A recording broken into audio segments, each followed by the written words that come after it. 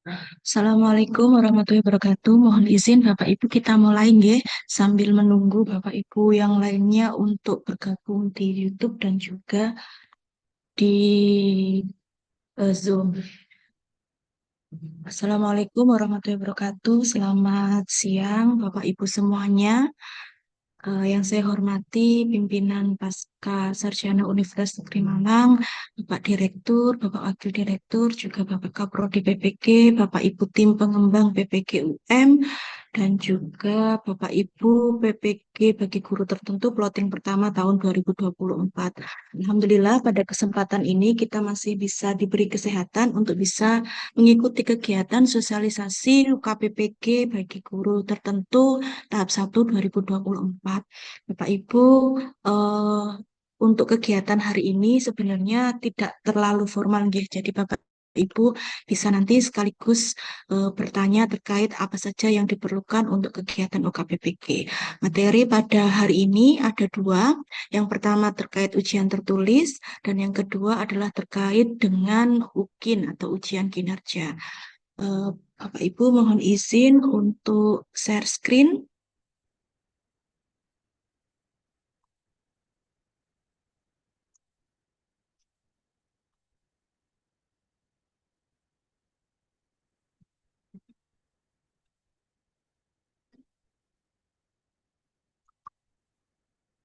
Baik, Bapak Ibu, untuk materi yang pertama akan saya sampaikan ini gambaran umum terkait UKPPG bagi guru tertentu.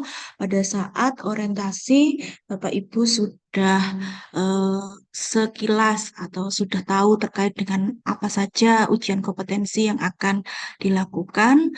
Nah, yang di sini ujian kompetensi yang pertama itu terkait dengan ujian tertulis, di mana nanti Bapak Ibu akan ada ujian tertulis secara komprehensif, materi yang pelajaran secara luas dan mendalam, kemudian konsep-konsep disiplin ilmu. Jadi nanti ini berbaur dengan PCK, sehingga Bapak Ibu tidak ada lagi terpisah antara soal konten dan juga soal pedagogik. Soalnya secara komprehensif dari soal pedagogik dan juga soal konten. Kemudian dari Permendikbud ini adalah dasar untuk melakukan UKPPG, di mana PPG ini bertujuan untuk memenuhi kebutuhan, memenuhi kompetensi pedagogik, kepribadian sosial dan profesional dilaksanakan oleh guru, calon guru itu nanti namanya prajab dan guru tertentu yang dulu kita sebut dengan dalam jabatan. Kemudian di UKPPG ujian tertulisnya itu ada ujian SCT, ujian PCK atau ujian urean atau studi kasus. Nah, Bapak Ibu yang perlu diperhatikan adalah 8 kompetensi ini.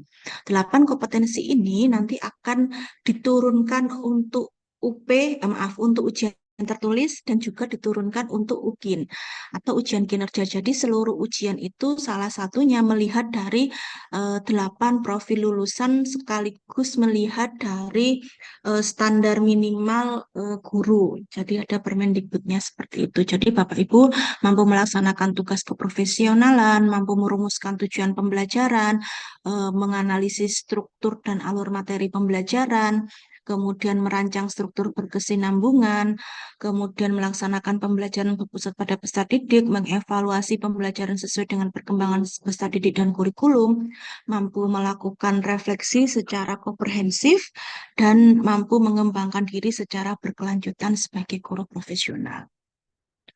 Nah, Bapak Ibu, untuk bisa mengikuti UKPPG itu diperlukan syarat yang pertama, yaitu harus lulus pada seluruh mata kuliah. Jadi, monggo untuk dipastikan bahwa Bapak Ibu sudah menyelesaikan tagihan-tagihan yang ada di PMM, kemudian juga melakukan pendaftaran untuk UKPPG. Nah, UKPPG ini ada dua ujian tertulis, ada uji kinerja, nanti uji kinerja akan dijelaskan lebih detail. Nah, di ujian tertulis ini berbasis komputer, jadi menggunakan komputer dirancang untuk menilai pengetahuan, keterampilan, memecahkan masalah, dan juga kreativitas. Kemudian berdasarkan model kompetensi lulusan 2626 dan 8 kompetensi lulusan PPG. Jadi ada kompetensi pedagogik, kompetensi profesional, empat kompetensi itu digabung dengan 8 kompetensi lulusan PPG, nanti akan di breakdown atau dirumuskan menjadi soal dalam ujian tertulis. Nah, ujian tertulis terdiri dari dua, ada SJT, Situational Judgment Test, dan juga Pedagogical Content Knowledge. Jadi ada dua tipe soalnya. Kemudian UTBK ini dilaksanakan secara daring domisili. Nah, yang berbasis studi kasus ini dilakukan secara daring asinkronus melalui platform. Jadi nanti Bapak Ibu akan diminta langsung mengisi beberapa pertanyaan di dalam istilahnya kami menyebutnya SIM UKIN begitu. Jadi ada aplikasinya, kemudian Bapak Ibu akan mengisi eh, reflektif berbasis studi kasus itu di dalam aplikasi tersebut. Nah, ujian tertulis ini dilaksanakan tadi ada 50 soal Bapak Ibu, 50 soal pilihan ganda sederhana dan pilihan ganda kompleks. Kemudian waktunya itu kurang lebih 120 menit atau 2 jam. Nah, soalnya itu agak panjang narasinya, ada stimulus lah istilahnya itu agak panjang. Kemudian nanti Bapak Ibu ada pilihan ganda sederhana dan ada pilihan ganda kompleks. Kemudian untuk uraian reflektif atau berbasis studi kasus, ini penilaiannya terhadap kemampuan untuk melakukan refleksi pembelajaran. Jadi selama Bapak Ibu mengajar itu istilahnya best practice-nya apa dari sekian tahun mengajar atau membelajarkan siswa, kemudian nanti ada soal uraian yang dikerjakan secara langsung di aplikasi UKPPG. Kemudian dibuat berdasarkan kasus-kasus yang dialami sendiri dengan waktu pengerjaan 30 menit. Nah, kalau yang dahulu ini sepertinya baru pertama yang mengisi langsung di aplikasi. Kalau dahulu diketik dulu baru diunggah. Nah, ini kemungkinan nanti Bapak Ibu perlu menyiapkan jaringan yang stabil. Khawatirnya ketika Bapak Ibu menulis jawaban, kemudian jaringannya belum tidak stabil, jawabannya tidak tersimpan gitu. Nah, di sini ujiannya itu ada tadi kemampuan kepribadian, kemampuan pedagogik, kemampuan profesional, dan di sini adalah kompetensi guru. Ada konten, ada asesmen, ada tujuan, ada pelaksanaan, ada refleksi. Jadi nanti soal-soalnya mungkin tentang asesmen. Jadi misalnya asesmen terhadap topik bidang studi apa yang dilakukan seperti apa. Nah, itu biasanya seperti itu. Jadi kolaborasi antara konten, kompetensi, dan juga 8 kompetensi lulusan PPG tadi. Kemudian nanti Bapak Ibu SJT-nya kurang lebih 15 soal, PCK-nya 35 soal. Yang terbaru kami yang prediksinya seperti ini.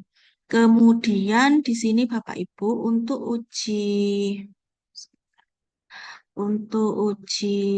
kompetensi. Nah, untuk uji kompetensi atau uji tertulis ini eh, dilakukan secara online berbasis domisili. Jadi nanti di rumah masing-masing, kemudian disesuaikan dengan tanggal yang sudah ditentukan. Jadi mohon Bapak Ibu peserta mempertimbangkan akses internet. Itu jadi karena ini nanti yang akan mengakses seluruh Indonesia, jadi kemungkinan perlu internet yang lebih stabil. Nah, aturan umumnya dalam ujian tertulis itu ada peserta wajib menandatangani fakta integritas, mengikuti ujian sesuai dengan jadwal.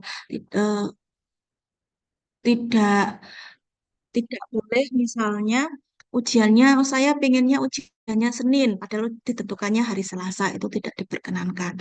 Kemudian menyiapkan perangkat ujian sesuai dengan kebutuhan, berpakaian sopan dan rapi, tidak memakai baju atau celana berbahan jeans dan atau kaos, tidak memakai pakaian ketat. Kemudian peserta didik ini wajib menampilkan identitas dan peserta didik tidak boleh melakukan kecurangan dalam bentuk apapun. Nanti akan ada tim yang akan melakukan verifikasi terkait identitas Bapak Ibu.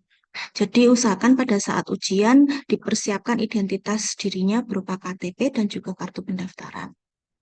Nah, spesifikasi ini adalah aturan khusus Bapak Ibu. Jadi ada spesifikasi minimal perangkat yang harus dipenuhi minimal memiliki layar minimal 10 inch, menggunakan Windows 8 6-bit atau versi Mac OS versi 10, memiliki minimal 2 GB RAM, memiliki minimal 10 GB storage, dilengkapi audio yang berfungsi dengan baik, memiliki baterai yang dalam keadaan berfungsi dengan baik, atau kalau misalnya tidak, berarti harus ada daya untuk menyambungkan ke laptop atau komputer masing-masing.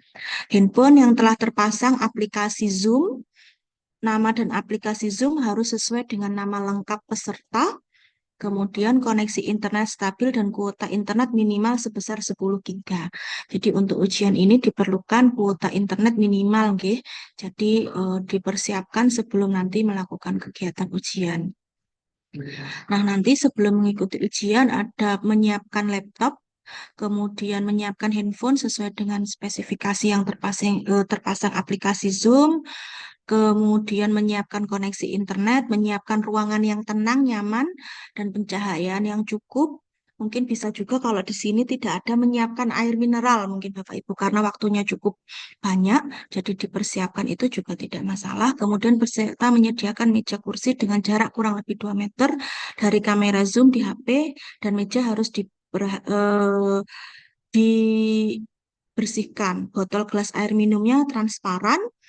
Mungkin jika ada sakit, boleh membawa obat-obatan pribadi, kertas kosong, dan alat tulis. Untuk mungkin misalnya pada bidang-bidang tertentu memerlukan untuk mencatat atau menghitung begitu. Peserta kemudian menginstal aplikasi untuk ujiannya, peserta mempersiapkan diri untuk mengikuti ujian, dan peserta bergabung di grup yang telah dibuat oleh pengawas. Saat pelaksanaan, peserta mengikuti dan menaati seluruh instruksi dari pengawas dalam proses verifikasi hingga pelaksanaan ujian, kemudian menyetujui fakta integritas, mengerjakan ujian secara mandiri dan tidak dibantu oleh orang lain. Jadi di sini kejujuran menjadi nomor satu, kemudian mengerjakan ujian peserta menghadap ke layar monitor dengan menampakkan 100% wajah pada laptop. Selama waktu pelaksanaan ujian, peserta harus selalu berada di tempat duduk yang terpantau oleh kamera Zoom pada HP. Jadi nanti ada 2 gadget, satu HP untuk Zoom pengawas yang memantau kegiatan. Nah, laptopnya itu digunakan untuk mengerjakan soal-soal ujian tertulis. Peserta mengikuti tata tertib yang ditetapkan oleh panitia selama proses ujian. Kemudian setelah pelaksanaan, peserta mengakhiri ujian tertulis sesuai dengan arahan pengawas. Tata tertibnya wajib memasang aplikasi. Nanti saat akan ujian tertulis akan ada sosialisasi lebih detail dari para pengawas begitu. Peserta didik wajib mengikuti ujian sesuai jadwal, kemudian masuk di dalam Zoom paling lambat 30 menit sebelum pelaksanaan ujian karena perlu adanya verifikasi data terlebih dahulu. Peserta wajib berpakaian sopan dan rapi, kemudian mengerjakan ujian di dalam ruangan yang tenang, nyaman, dan pencahayaan yang cukup. Mohon untuk diinformasikan kepada keluarga ataupun putra ataupun putri untuk pada saat ujian itu tidak memasuki ruangan ujian. Jadi di ujian itu hanya Bapak Ibu peserta sendiri yang ada di situ. Kemudian jika misalnya mohon maaf peserta memiliki ada kendala tertentu misalnya tunanetra tanpa ada orang lain dapat didampingi yang ditunjuk oleh LPTK penyelenggara. Kemudian jarak peserta kurang lebih 2 meter dari kamera Zoom di HP, posisi HP berada di samping depan kanan atau kiri, meja dibersihkan, tidak ada eh, benda-benda atau alat-alat apapun yang tidak dibutuhkan. Kemudian peserta wajib mengikuti arahan atau instruksi pengawas dalam proses verifikasi. Apabila pada pelaksanaan ujian tampilan peserta di aplikasi Zoom tidak sesuai dengan petunjuk peserta mengalami masalah sehingga video tidak tampil di aplikasi pengawas, maka proses ujian dari peserta akan diberhentikan untuk sementara waktu. Peserta akan diizinkan untuk melakukan ujian setelah kendala tersebut teratasi. Jadi misalnya Bapak Ibu Zoom-nya tidak nampak videonya, itu pengawas berhak untuk menghentikan proses pengerjaan ujian sampai dengan Zoom-nya itu tampil di ruang pengawas. Kemudian peserta wajib mengerjakan ujian secara mandiri dan tidak dibantu oleh orang ataupun menggunakan alat lain. Peserta wajib menghadap ke layar monitor dengan menampakkan 100% wajah pada laptop selama mengerjakan ujian. HP digunakan dalam posisi landscape dan hening sehingga nanti diinformasikan Bapak Ibu yang HP-nya sering ada telepon, ada chat dan sebagainya mungkin diinformasikan untuk pada saat ujian tidak menghubungi terlebih dahulu karena akan mengganggu jalannya ujian. Kemudian peserta dilarang mendokumentasikan dan menyebarluaskan soal-soal ujian. Peserta dilarang melakukan kegiatan lain yang tidak berhubungan dengan pelaksanaan UTBK. Peserta dilarang meninggalkan tempat duduk yang terpantau oleh kamera. Peserta dilarang pergi ke toilet selama ujian berlangsung tanpa izin pengawas. Biasanya dari pengawas akan memberikan izin di awal sebelum ujian untuk Bapak Ibu mungkin akan ke toilet sehingga pada saat proses pengerjaan yang kurang lebih 2 jam itu masih bisa terkondisikan dengan baik. Kemudian peserta dilarang makan atau merokok pada saat mengerjakan ujian. Peserta diperbolehkan minum air putih dari botol yang transparan atau minum obat pada saat pengerjaan ujian. Panitia atau pengawas berhak menghentikan pelaksanaan UTBK jika ada peserta yang melakukan tindakan kecurangan atau melanggar ketetapan dan peraturan. Nah, untuk ketentuan ujian tertulis studi kasus, peserta mengisi jawaban dari uraian reflektif berbasis studi kasus langsung di kolom yang disediakan oleh web UTBK. Jadi, mengisi pertanyaan yang ada di dalam UTBK terkait dengan refleksi pembelajaran yang sudah dilakukan. Kemudian terkait dengan jenis soal PCK, ini sebenarnya mengulang ya Bapak Ibu, semoga tidak bosan karena memang ya PCK itu isinya ya ada dua, ada pilihan ganda sederhana dan ada pilihan ganda kompleks. Pilihan ganda sederhana itu hanya ada satu jawaban benar, kemudian pilihan ganda kompleks itu berbagai macam tipenya. Ada yang memiliki jawaban benar lebih dari satu, kemudian soal dengan menyajikan 3-5 pernyataan dan peserta memilih benar salah, fakta opini, atau setuju tidak setuju. Kemudian soal dengan menyajikan 3-5 pasang pernyataan dan peserta menjodohkan. Nah, di sini yang dimaksud PJK itu adalah ketika subjek itu adalah pengetahuan tentang bidang studi dikolaborasikan dengan pengetahuan tentang kemampuan pedagogik. Jadi bagaimana membelajarkan tentang konten tertentu, bagaimana cara melakukan assessment tentang konten tertentu, bagaimana cara melakukan selain assessment itu melakukan perencanaan dengan konten tertentu, bagaimana cara mengajak menggunakan media dengan konten tertentu. Nah, ini pedagogi content knowledge ini setiap bidang studi akan berbeda karena bidang studi itu memiliki karakteristik yang berbeda. Nah, cara membelajarkannya disesuaikan dengan bidang studi masing-masing. Di dalamnya ada tentang pengetahuan kurikulum, kurikulum kaitannya dengan strategi yang digunakan dan juga kaitannya dengan capaian pembelajaran yang akan dilakukan.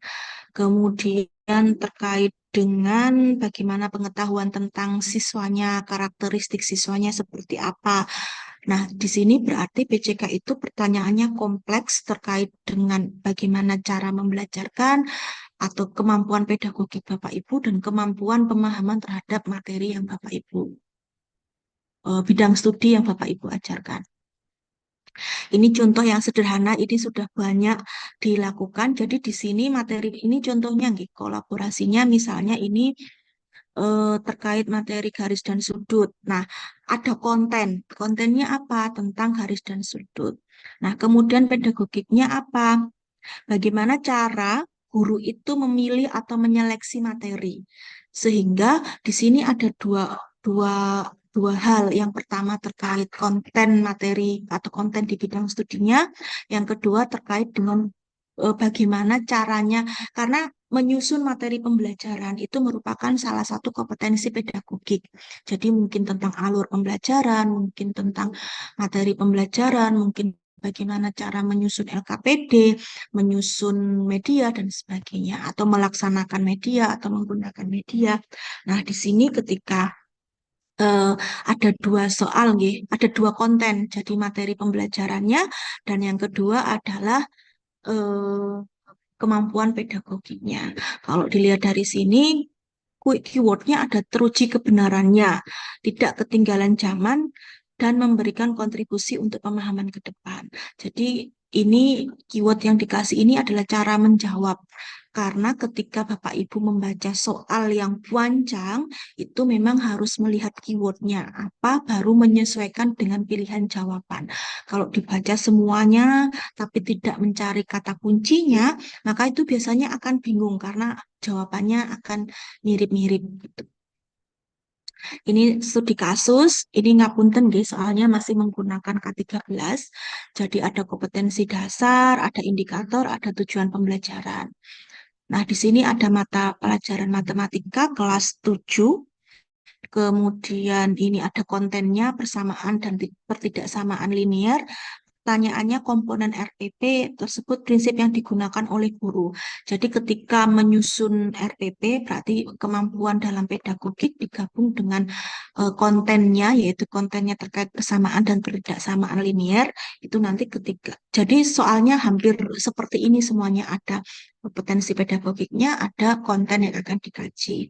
Nah, ini juga sama Bapak Ibu, ini contoh pilihan ganda kompleks. Jadi ini contoh yang benar salah. Ada pernyataan, kemudian Bapak Ibu akan diminta untuk menjawab benar dan salah.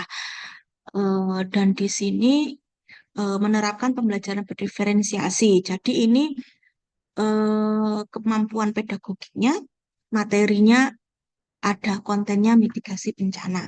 Jadi ketika pembelajaran berdiferensiasi, pedagogiknya yang dilakukan apa? Apakah sesuai dengan mitigasi bencana atau tidak? Di sini saya menggunakan berbagai sumber bacaan, melakukan berbagai strategi pengelompokan siswa, memvariasikan media pembelajaran, memberikan tugas. Nah, ini yang sering salah dalam konsep diferensiasi. Memberikan tugas yang lebih banyak untuk murid-murid yang memiliki kemampuan tinggi atau meminta siswa menunjukkan pemahaman dalam satu cara.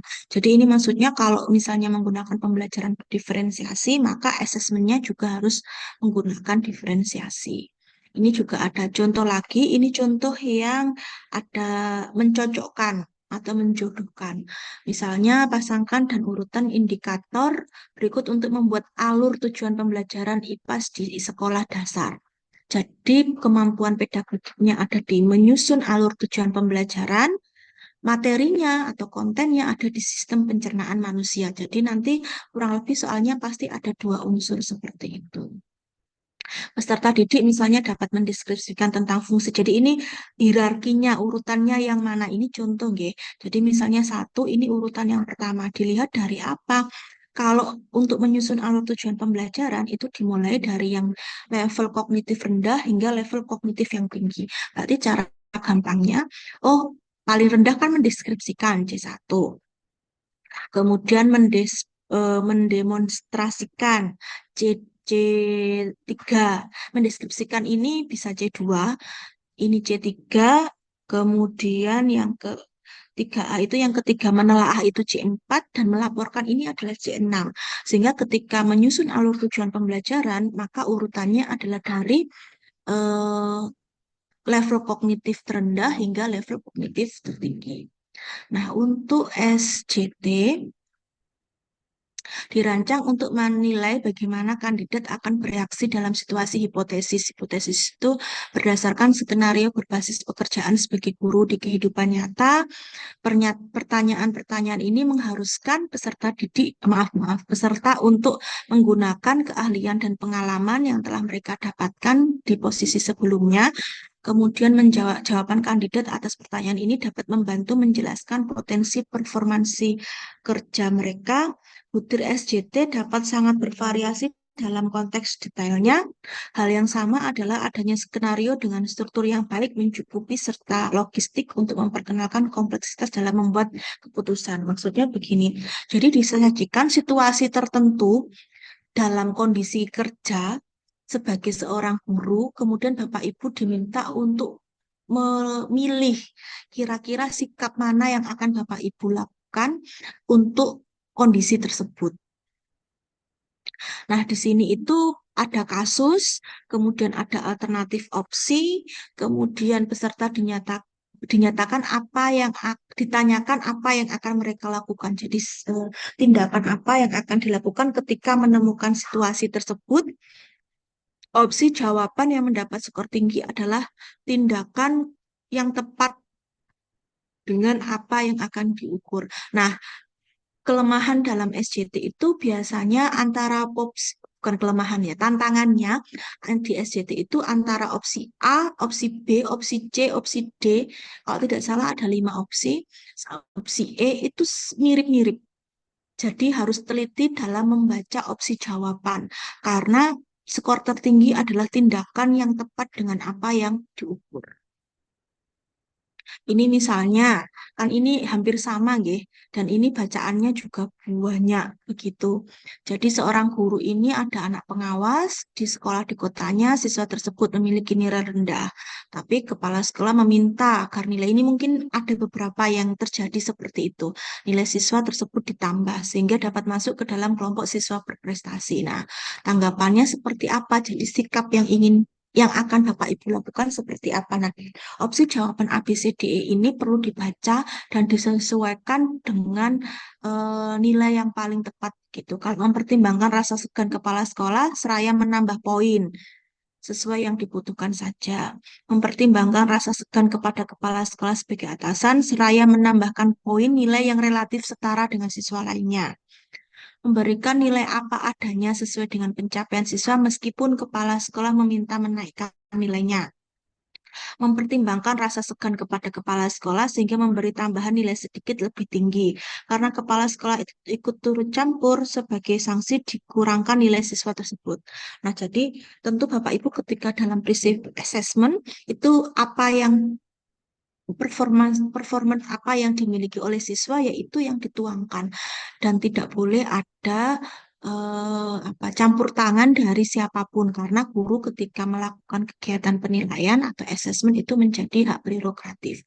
Nah, tentu berarti ini bacaannya juga sudah panjang, opsi jawabannya juga sudah panjang. Jadi Bapak Ibu perlu trik untuk mencari kata kunci. Di sini kata kuncinya adalah anak pengawas memiliki nilai rendah, kepala sekolah ingin menambahkan nilai tersebut. Nah, yang dilakukan apa? Nah, ini baru Bapak Ibu mencari jawaban. Jadi soal yang panjang ini dicari kata kuncinya baru mencari jawaban.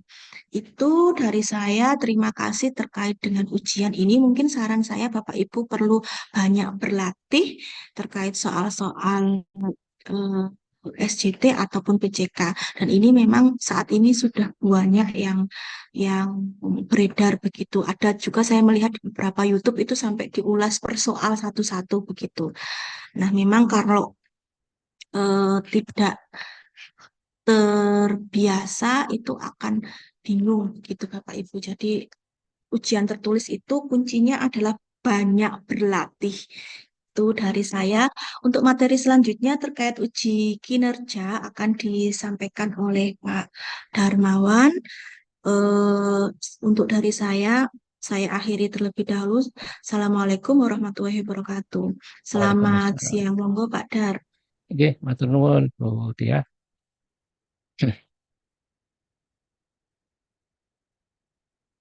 Oke. Untuk pertanyaan nanti mungkin nanti saja setelah eh, paparan kami selesai, jadi sekali menjawab langsung berlaku untuk semuanya. Oke, terima kasih. Assalamualaikum warahmatullahi wabarakatuh. Selamat siang kepada para Bapak Ibu semuanya. Jadi yang terhormat pimpinan Pasca Sarjana, Bapak Direktur dan Bapak Wakil Direktur, Kepala Prodi PPG Universitas Negeri Malang, kemudian para anggota tim pengembang PPG Universitas Negeri Malang, serta Bapak Ibu semuanya, seluruh peserta PPG tahap 1, PPG dalam jabatan tahap 1 di Universitas Negeri Malang. Nah, pada sore ini kami menyampaikan sosialisasi mengenai hmm, apa yang harus Bapak Ibu lakukan di dalam uji kompetensi peserta PPG ini. Eh, Mungkin agak terlambat karena biasanya GTK itu memberikan pengarahan dulu. Jadi nanti bagaimana sehingga kami bisa teruskan ke mahasiswa. Tapi ternyata sampai kemarin kok tidak ada tanda-tanda mulai sehingga ya kami harus segera lakukan karena waktunya juga tidak bisa diundur lagi pelaksanaannya. Baik, saya akan share materi saya nanti boleh saya bagi di dalam grup.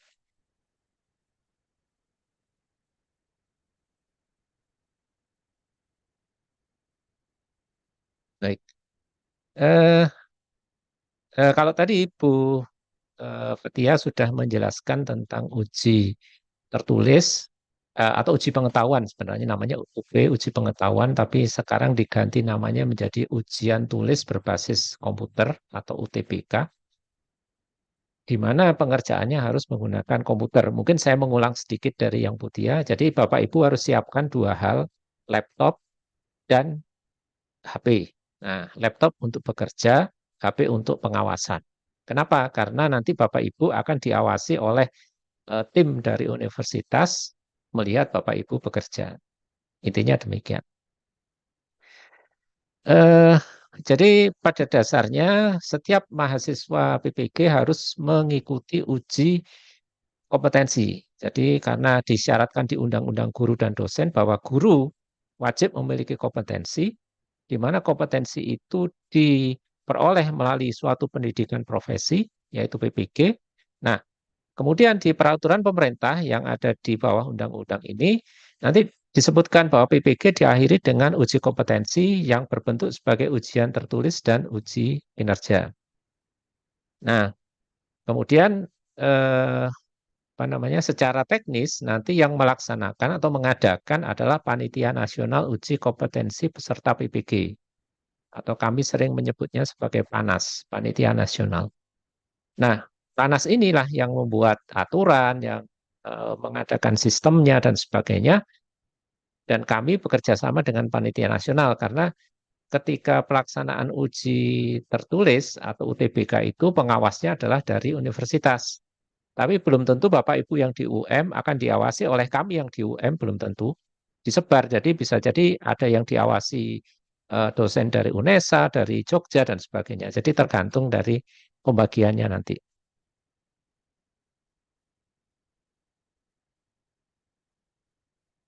Baik, itu landasan yuridisnya. Nah, kemudian kalau melihat alurnya bahwa setelah peserta dipanggil, maka peserta atau mahasiswa mengikuti pembelajaran melalui PMM, barulah bersamaan dengan lapor diri di LPTK. Jadi dua hal inilah yang bersamaan. Kemudian barulah setelah selesai, mahasiswa bisa mendaftar atau melakukan pendaftaran di aplikasi UKPPG. Mengikuti simulasi ujian, barulah melaksanakan pelaksanaan ujian tertulis dan uji kinerja. Nah, hasil ujian mungkin menyebabkan mahasiswa lulus. Kalau lulus, konsekuensinya mendapatkan sertifikat pendidik. Kalau tidak lulus, maka dia harus mengulang atau sebagai peserta retaker. Retaker itu artinya mengulang. Nah, yang diulang adalah yang tidak lulus saja. Jadi kan ada dua ujian. Jadi misal tidak lulus uji pengetahuan, ya hanya uji pengetahuan yang diulang. Misal tidak lulus uji kinerja, ya hanya uji kinerja yang diulang. Jadi tergantung apa yang tidak lulus saat itu. Sepengetahuan kami dan kebiasaan yang masih berlangsung saat ini bahwa masa studi peserta PPG dibatasi hanya 3 tahun. Tahun 2024 ini adalah kesempatan terakhir untuk peserta PPG angkatan 2021, tahun 2021. Jadi mereka masih punya hak mengulang tahun ini. Tahun depan sudah habis. Jadi kalau misalkan tidak lulus ya sudah, berarti dia tidak mendapatkan sertifikat pendidik. Nah, ini harapan kami juga ya jangan sampai terjadi tidak lulus yang kemudian berkepanjangan sampai 3 tahun berikutnya. Nah, kemudian ini tadi juga sudah disampaikan Bu Fatia bahwa KPPG terdiri dari dua bagian, ada ujian tertulis, ada uji kinerja. Nah, saya yang akan membahas mengenai uji kinerja kali ini. Uji kinerja terdiri dari dua bagian, yaitu penilaian perangkat pembelajaran dan penilaian video praktek pembelajaran. Intinya adalah Bapak Ibu diminta mengajar di kelas di hadapan para siswa menyampaikan suatu materi tertentu, kemudian proses pembelajaran itu direkam dalam bentuk video. Videonya nanti yang dikumpulkan sebagai bahan ujian. Selain video, Bapak Ibu juga harus mengumpulkan perangkat pembelajarannya. Ya kan pasti mengajarkan pasti punya tema atau sesuatu yang disampaikan.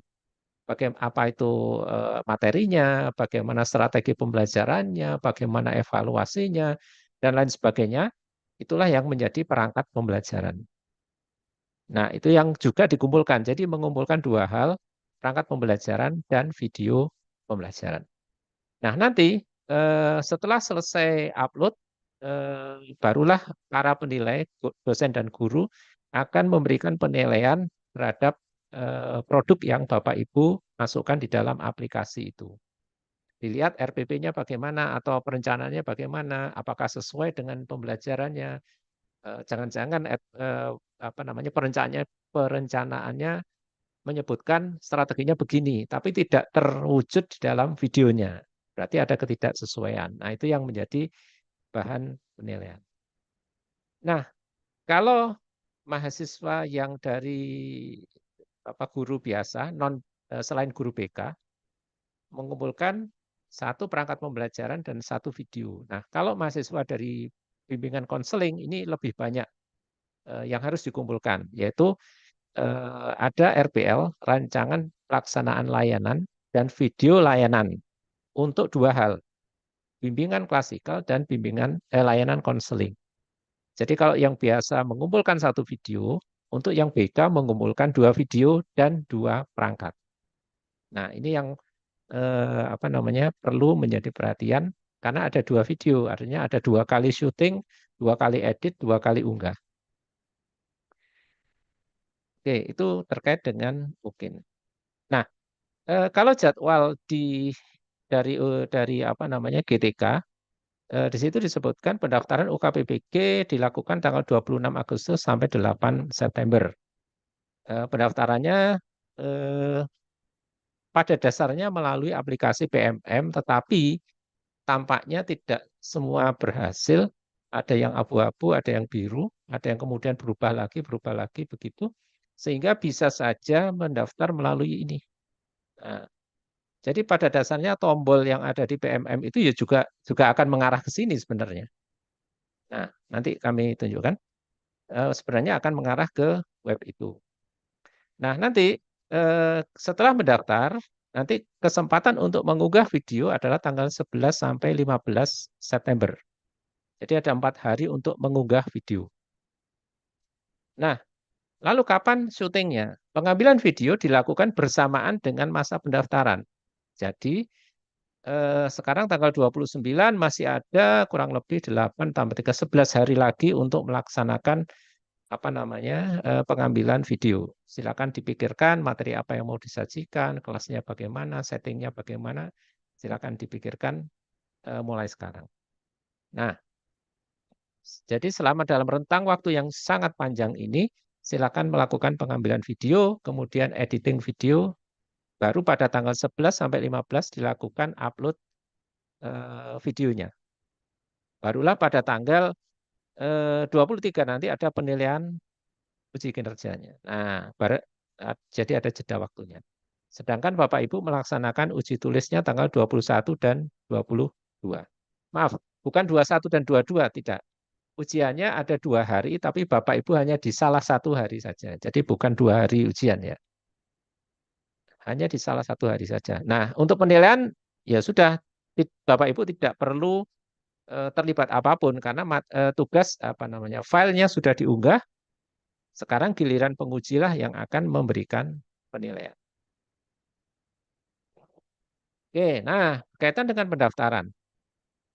Di alamat yang saya tunjukkan tadi, ukp.ppg.bppp.kemdikbud.go.id, itu kalau Bapak Ibu masuk nanti akan menemui halaman depan, bisa mengisikan username berupa NIK, nomor induk pendudukan. Password defaultnya adalah ini. 12345 pagar.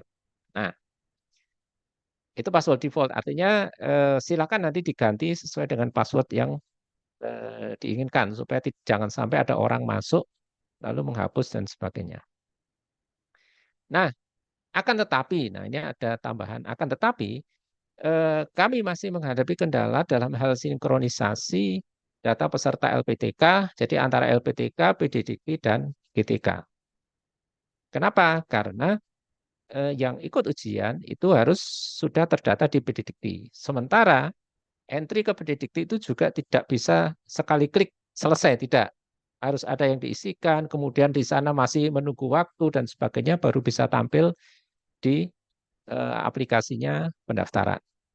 Jadi Bapak Ibu yang bolak-balik tanya, kenapa kok masih dinyatakan belum memenuhi syarat? Ya ini masalahnya bahwa masih ada kendala sinkronisasi data antara LPTK, universitas, dengan PDDikti, dengan GTK. Insya Allah kami akan membereskan semuanya jauh sebelum tanggal itu. Tapi sabar sajalah. Jadi tidak perlu setiap kali kok masih merah ya. Tunggu sajalah. Nanti kalau sudah bisa, mesti bisa semuanya. Dan itu terjadi di hampir semua perguruan tinggi. Jadi kalau lihat rekap tadi pagi ada pertemuan dengan GTK, kalau di rekapnya itu yang mungkin belum sampai tuntas itu nomor satu baru UNESA. Yang lainnya jauh di bawah itu. Ya memang kendalanya bahwa harus diakui bahwa kuota peserta tahun atau angkatan ini adalah 2 kali lipat angkatan sebelumnya tahun lalu. 2 kali lipat. Kami sekarang dapat 4.700. Padahal biasanya paling besar 2.500. Sementara waktu pelaksanaannya lebih singkat separuhnya. Biasanya 3 bulan, ini nggak sampai 1,5 bulan juga sudah harus terdaftar. Jadi ada proses di kampus yang nggak bisa dipercepat karena memang urutannya harus demikian sampai bisa terupload. Jadi itu yang terjadi di kami dan di banyak perguruan tinggi yang lain. Jadi kami juga komunikasi dengan teman-teman di LPTK lain. Nah, nanti ketika mendaftar, status PMM-nya juga harus sudah tervalidasi. Ini juga yang menjadi masalah. Masih banyak yang, Pak, ini belum tervalidasi, Pak, ini masih perbaikan. Jadi ya kami itu juga ya prihatin gimana ini nanti kalau misalkan statusnya belum tervalidasi. Tapi itu sudah jauh lebih baik daripada yang tidak upload sama sekali. Karena masih ada yang ditemui yang dia tidak upload sama sekali. Nah, kemudian ya mohon bersabar sambil menyiapkan uji kinerjanya dulu. Jadi Bapak Ibu siapkan file videonya karena itu jelas makan waktu. Pendaftaran beberapa menit sudah selesai. Oke, itu. Kemudian sambil juga menunggu, cobalah masuk ke webnya BP3 tadi melakukan simulasi. Jadi ketika apa namanya masuk ke web ini menggunakan NIK dan password 12345 ini aturlah profil pengguna. Jadi silakan masukkan foto Bapak Ibu, kemudian nomor WA-nya, alamat email, kemudian apakah memiliki disabilitas atau tidak karena kan ketika ujian harus dibedakan antara yang tunanetra, apa namanya, tunarungu dan sebagainya yang memiliki keterbatasan. Kemudian mengganti password default. Nah, kami berpesan ketika memasukkan foto masukkanlah foto yang digunakan untuk registrasi dulu. Yang backgroundnya merah, yang laki-laki pakai jas dan dasi, yang perempuan pakai jas tanpa dasi, dan sebagainya.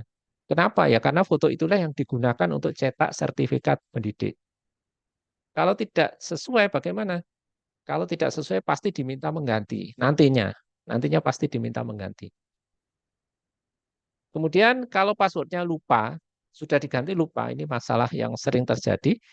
Bapak Ibu bisa hubungi admin LPTK untuk di-reset ulang menjadi password yang semula. Jadi masuklah ke menu simulasi ujian. Tapi ini meminta akses kamera. Mungkin ada teman-teman yang sudah berhasil mencoba. Nanti silakan sharing pengalamannya bagaimana menggunakan simulasi ini.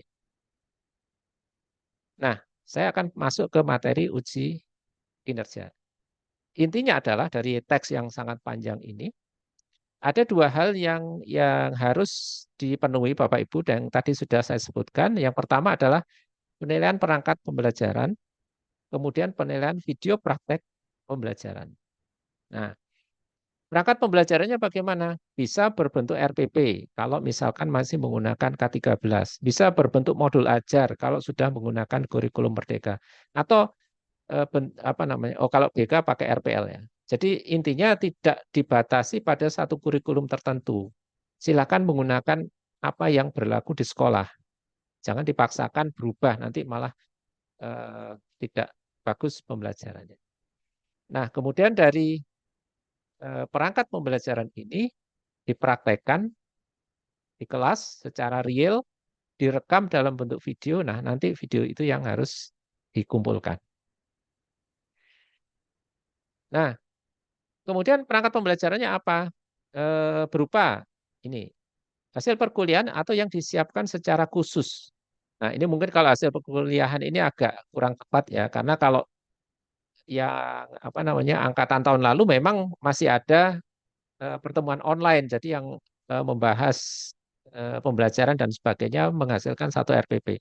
Tapi itu yang tidak boleh digunakan untuk ujian. Jadi harus dikembangkan, maaf, itu yang boleh disempurnakan untuk ujian atau menggunakan yang baru secara khusus untuk ujian. Ya, karena Bapak Ibu tidak ada perkuliahan seperti yang angkatan sebelumnya, ya berarti otomatis membuat secara khusus untuk pembelajaran ini. Kemudian bukan milik orang lain. Jangan asal copy paste dari punya orang. Kemudian sesuai dengan fase atau tahapnya. Ini bagi yang kurikulum Merdeka. Kemudian diunggah ke dalam sistem yang disiapkan oleh Panitia Nasional UKP PPG dengan nama file ini, perangkat pembelajaran underscore nama mahasiswa underscore NIM, nomor induk mahasiswa. Nanti pasti ada yang tanya, NIM-nya dari mana? Nomor induk mahasiswa itu ada di biodata registrasi. Bapak Ibu sudah pernah gunakan ketika mengisi daftar hadir orientasi dulu. Itu pertanyaannya adalah NIM. Jadi siapkan hal itu untuk apa namanya nanti memberi nama file yang akan dikumpulkan.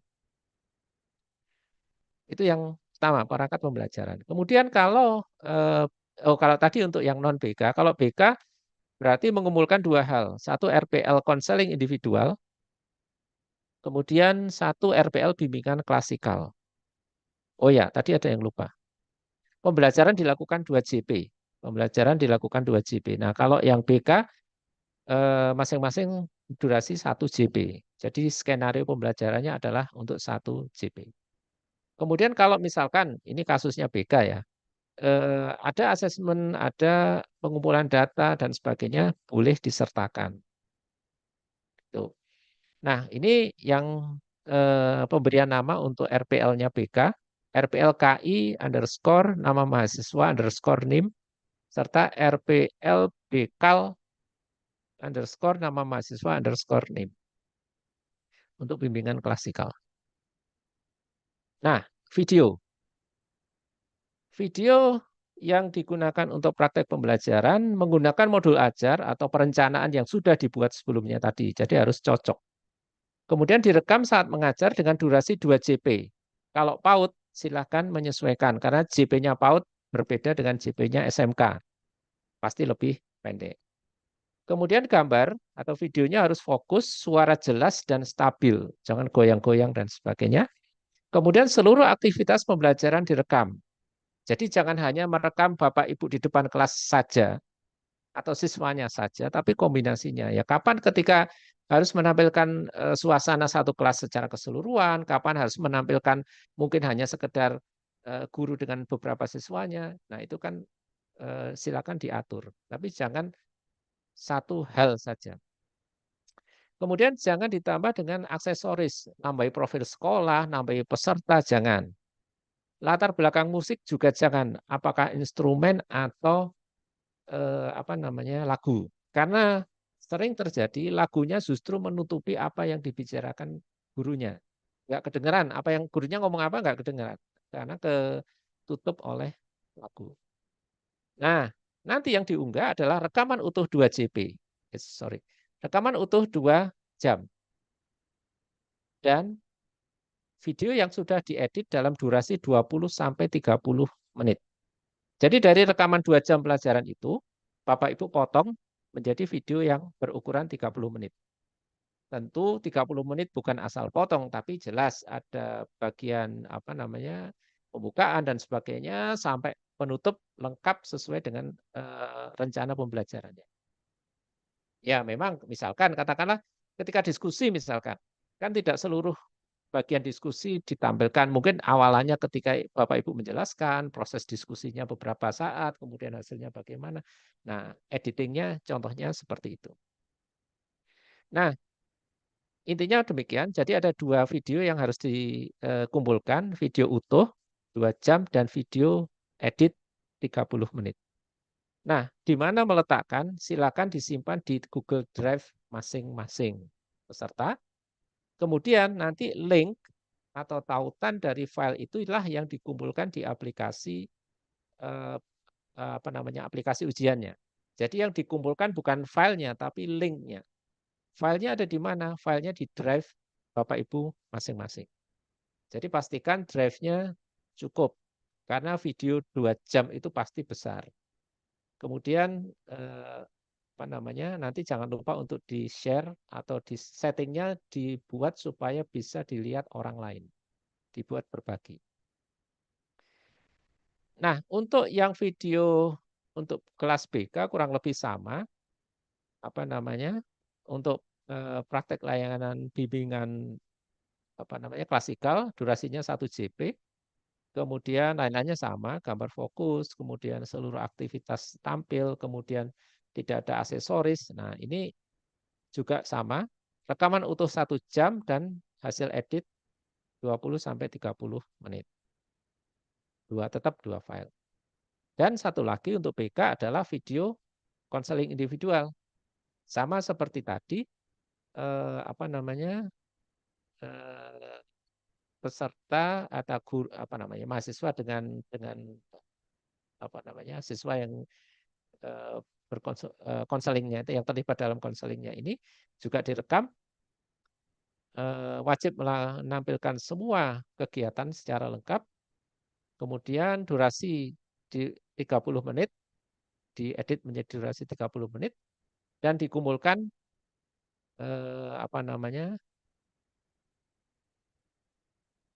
dikumpulkan. Kalau ini sepertinya hanya editnya saja, dikumpulkan ditaruh di drive dan linknya dikumpulkan di aplikasi. Jadi intinya demikian, filenya utuh dan file hasil edit. Kalau tahun lalu hasil edit saja, kalau tahun sekarang dia harus file utuh.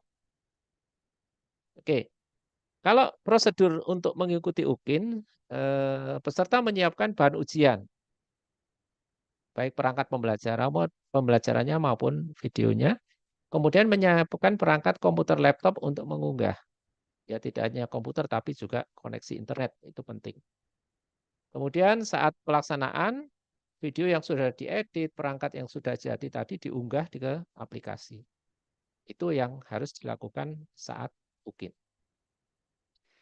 Nah, ini yang perlu diperhatikan, catatan dari pengalaman-pengalaman yang lalu. Ketika merekam, pastikan memori cukup. Memori atau tempat penyimpanan di kamera cukup. Jangan sampai sudah ngomong panjang lebar tidak terekam gara-gara memorinya habis. Nah, ini penting untuk dipikirkan. Kemudian video diedit menjadi durasi atau panjang 20 sampai 30 menit. Cukup tambahkan teks seperlunya, misalkan identitas mahasiswa. Jadi bagian pertama misalkan nama Bapak Ibu siapa, kemudian nomor induk mana, kemudian materinya apa. Sudah itu saja sebagai introduksi atau perkenalan terhadap penguji. Lagu-lagu dan sebagainya tidak perlu karena nanti akan mengurangi durasi video pembelajarannya. Kemudian pastikan Google Drive-nya cukup untuk menyimpan video-video yang akan dikumpulkan itu. Dicek dulu berapa giga sisanya. Kalau kurang, hapus dulu filenya atau bikin akun yang baru yang kosong. Kemudian tersedia koneksi internet yang memadai. Ini yang pengalaman sering terjadi adalah kelamaan edit video sehingga kehabisan waktu untuk mengunggah. Apalagi videonya pasti berukuran besar. Namanya video besar belum tentu sekali upload berhasil ya. Bisa jadi di tengah-tengah putus. Ngulang lagi dari awal. Ini yang penting untuk dipikirkan, jangan sampai sudah habis waktunya, videonya nggak lengkap. Kemudian sebaiknya ada yang membantu dalam hal syuting atau edit video. Jadi mungkin ngajak temannya dan sebagainya untuk memegang kamera. Kan kalau kameranya ditaruh di atas tripod, Bapak Ibu bicara sendiri ya statis jadinya. Tapi kalau ada teman yang membantu bisa jadi ya sudah Bapak Ibu fokus mengajar, temannya yang melakukan syuting. Termasuk juga editnya nanti, bagaimana cara memotongnya dan sebagainya. Orang yang biasa editing video pasti lebih paham caranya. Serta perhitungan waktu agar tidak terlambat mengumpulkan.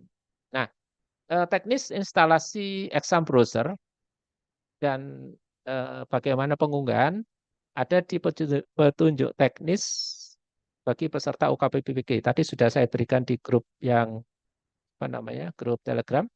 Nanti silakan dilihat. Nah, ini pertanyaan yang sering muncul. Mungkin saya menjawab dulu sebelum ada yang bertanya. Apakah harus menggunakan kurikulum Merdeka? Tidak harus. Sesuaikan dengan yang berlaku di sekolah. Kapan video boleh diambil? Sekarang pun bisa. Jadi selama dalam masa pendaftaran sampai 8 September.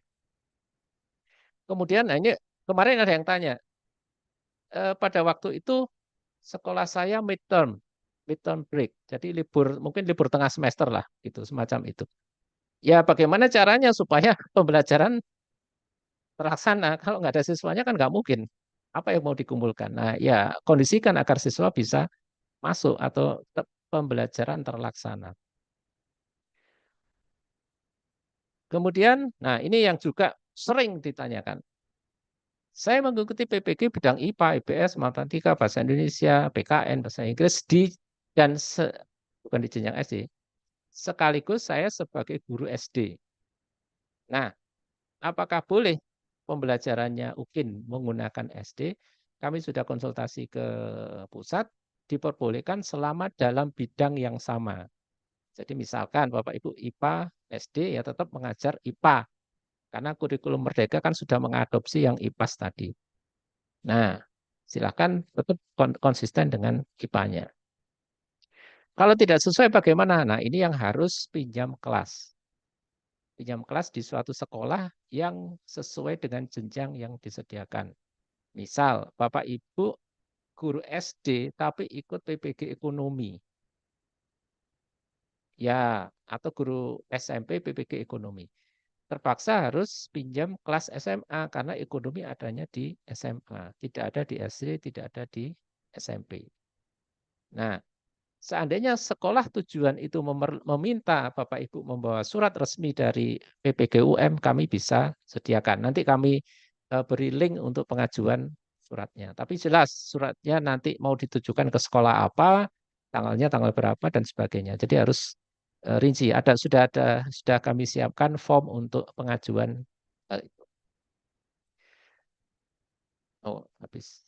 Ya, mungkin itu yang bisa saya sampaikan berkaitan dengan uji kinerja. Kami sekarang Fatia, ya sambil menunggu Fatia. Jadi demikian tadi apa yang bisa saya sampaikan berkaitan dengan uji kinerja.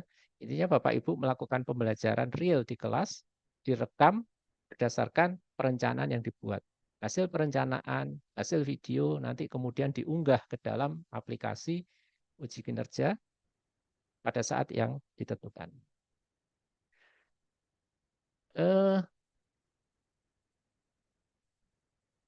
ya, mohon maaf. Kemudian juga mohon maaf kepada para mahasiswa karena terus terang kami memiliki keterbatasan dalam penyediaan link untuk Zoom sehingga kami laksanakan secara streaming di YouTube. Zoom-nya sangat terbatas sehingga tadi ada ketua kelas saja atau ketua admin grup bidang studi saja yang saya masukkan supaya barangkali ada pertanyaan bisa menjawab, bisa bisa teman-teman bisa titip ke dalam melalui admin kelasnya.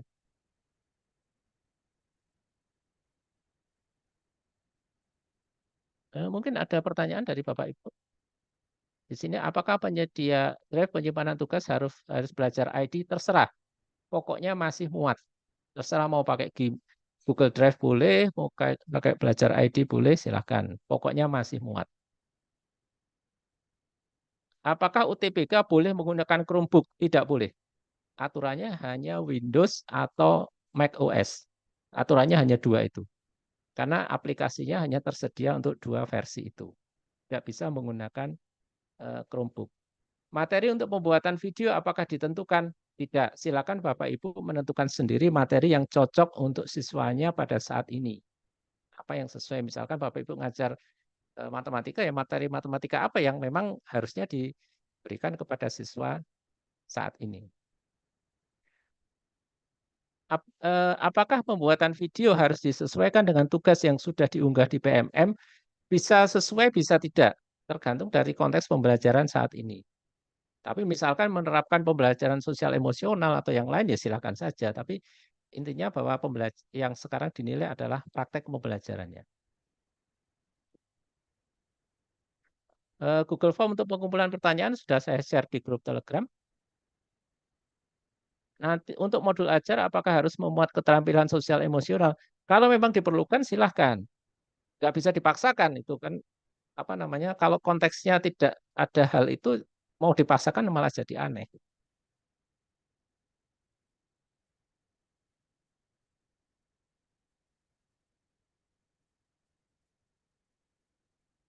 Saya tidak tahu.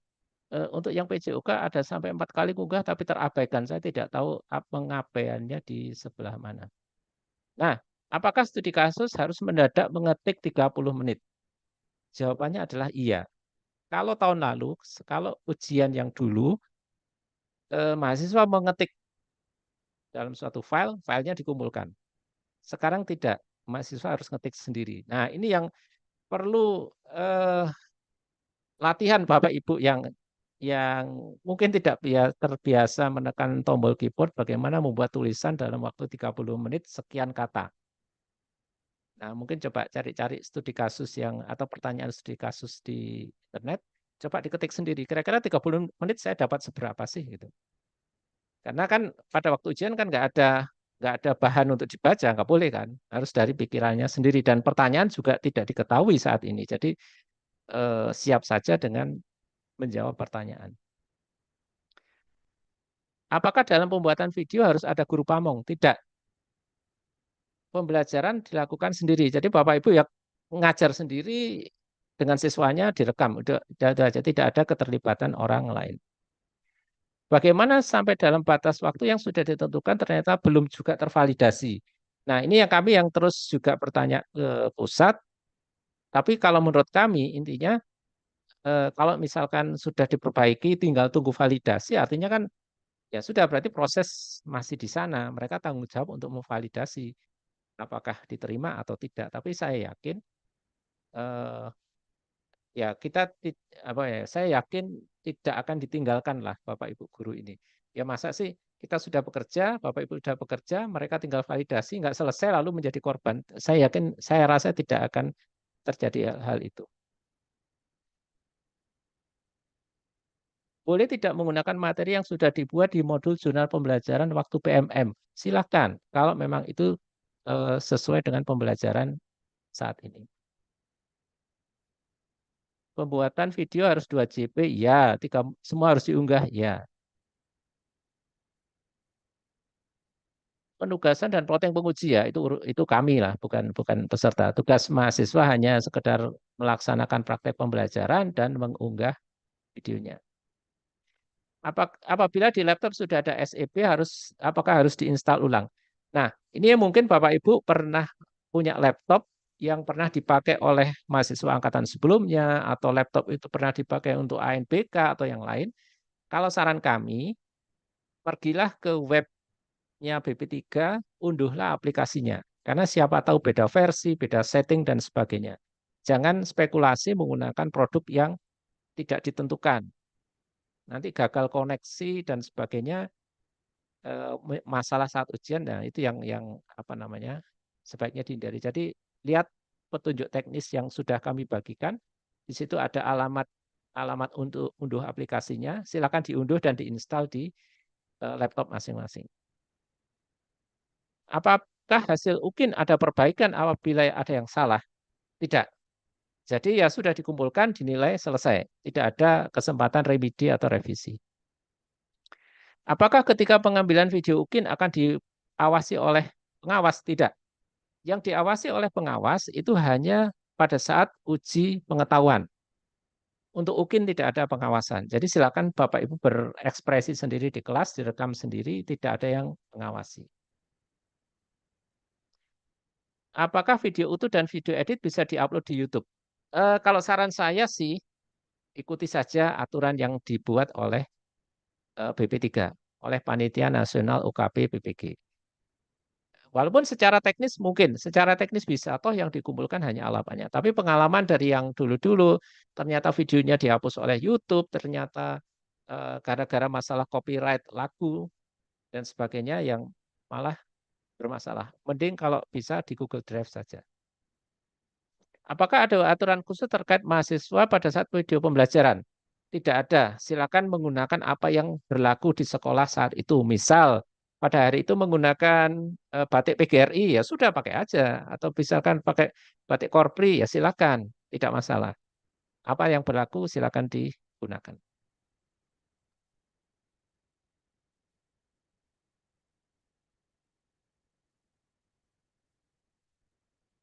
Apakah kita guru seni budaya, apabila modul yang diambil tidak sama dengan program pas kuliah, apakah boleh kita ambil dari salah satu cabang seni budaya? Eh, saya belum paham tentang cabang seni budayanya ini, tapi harusnya tetap linear, tetap sesuai dengan kurikulum yang berlaku untuk seni budaya itu harusnya. Karena saya mengajar di SMA dengan dua mapel yaitu PKWU dan ekonomi, apakah boleh saya mengambil praktek mengajar PKWU? Kalau bidang studinya ekonomi ya mengajarlah ekonomi, jangan mengajar di luar eh, apa koridor bidang studi yang diambil, nanti malah jadi masalah nanti. Apakah harus untuk UKIN, apakah harus sesuai dengan kelas yang kita pegang? Misal pegang kelas 1 UKIN memakai kelas 5. Silakan diatur sendiri. Tidak ada pembedaan, tidak ada keharusan Bapak Ibu yang di kelas rendah lalu ngajar kelas tinggi dan sebaliknya. Silakan yang membuat Bapak Ibu nyaman mengajar. Tidak ada batasan untuk itu. Apakah pengambilan video harus menggunakan dua kamera? Silakan diatur sendiri. Lebih baik dua kamera, tapi editingnya menjadi lebih mudah daripada satu kamera terus pindah-pindah. Silakan diatur sendiri. Apakah ada batasan jumlah siswa yang dibuat praktek? Eh, Setahu kami tidak ada, tapi ya kelas normal seperti biasanya lah. Apa namanya? Seperti pembelajaran pada umumnya. Berapa passing grade untuk UTBK? Nah, ini kami juga tidak bisa menjawab karena kalau UTBK yang meriksa jawaban, yang mengkoreksi atau memutuskan hasilnya adalah apa namanya Panitia Nasional UKM PPG. Kalau UKIN yang memberikan penilaian adalah dosen dan guru penguji dari universitas, tapi tetap penentuan keputusan lulus atau tidaknya ada di pusat. Kami hanya sekedar memberikan penilaian jawaban.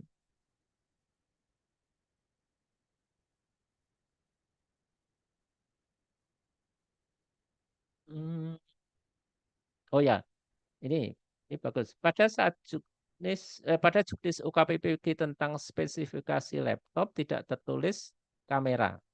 Nah, kamera laptop tidak diperlukan karena soal yang disajikan tidak ada yang menggunakan kamera. Kamera hanya digunakan di HP untuk pengawasan. Jadi menggunakan HP karena mengambil fasilitas kameranya kan untuk keperluan pengawasan. Jadi kamera di laptop tidak digunakan.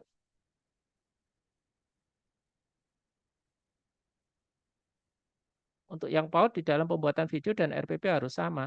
Ya, jelas harus sama antara RPP atau perencanaan dengan pelaksanaannya harus sambung lah. Tidak mungkin berdiri sendiri.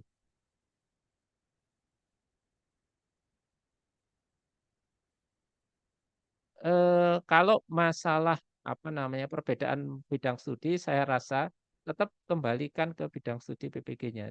Apa namanya? Kalau pemasaran ya tetap pemasaran, jangan dipindah ke bidang studi lain.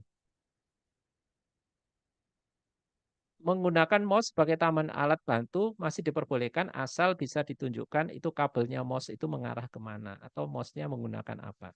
Itu nanti pengawas yang mengatur. Jadi ketika jadi gini, sebelum ujian nanti ada kesempatan uji coba. Pada suatu hari yang ditentukan, Bapak Ibu berkumpul atau bukan berkumpul sih, Bapak Ibu membuka laptopnya, melaksanakan uji coba ujian. Di situ nanti ada pengawasnya, sekaligus mensimulasikan bagaimana ujiannya. Apa namanya, kesempatan biasanya awal itu ada pemeriksaan identitas, konfirmasi dan sebagainya. Lalu bagaimana nanti peserta berlatih, bagaimana login, bagaimana menjawab, bagaimana logout. Nah, itu yang digunakan atau yang dilakukan pada saat sebelum ujian, ada tahap uji coba. Nah, pada saat itulah pengawas akan melihat laptopnya seperti apa, nyambungnya kemana, dan sebagainya. Nah, kalau pengawas bilang tidak boleh, ikutilah pengawas. Itu sudah menjadi hak pengawas untuk melarang atau membolehkan. Kami nggak bisa ikut-ikutan. Jadi jangan mengadu, Pak, di sana kok kami dilarang. Ya, itu kewenangan pengawas, karena pengawas juga sudah diberi seperangkat aturan yang apa namanya wajib dipatuhi peserta. Bagi peserta yang tunarungu, bagaimana pelaksanaan UTBK-nya? Kebetulan soalnya tidak ada yang apa namanya menggunakan suara suara untuk soal ya. Masalahnya adalah bagaimana menggunakan ini komunikasi antara pengawas dengan peserta. Strateginya ada beberapa, tidak harus menggunakan suara sebenarnya. Jadi kalau pada saat diketahui peserta itu tunarungu, bisa saja pengawas akan memberikan atau menghentikan tampilan soalnya. Otomatis peserta kan nggak bisa kerja. Kalau soalnya berhenti, peserta nggak bisa kerja, pasti dia akan lapor ke kamera. Nah, pada saat itu komunikasi akan terjadi. Itu teknisnya. Hari ini apakah sudah boleh membuat video? Silakan, boleh, boleh. Untuk Zoom pengawasan ketika ujian, apakah boleh menggunakan laptop Zoom-nya? Tidak boleh. Laptop hanya untuk kerja, Zoom melalui HP. Karena kameranya kurang jelas. Ya ini masih ada waktu, segera pinjam HP atau cari HP yang lain yang bisa mensupport ke pengawasan ini. Kemudian untuk yang tidak ada hubungannya tidak akan saya baca dulu. Pendaftaran UKPPG masih abu-abu, ya udah ditunggu aja, nanti akan jadi biru lagi.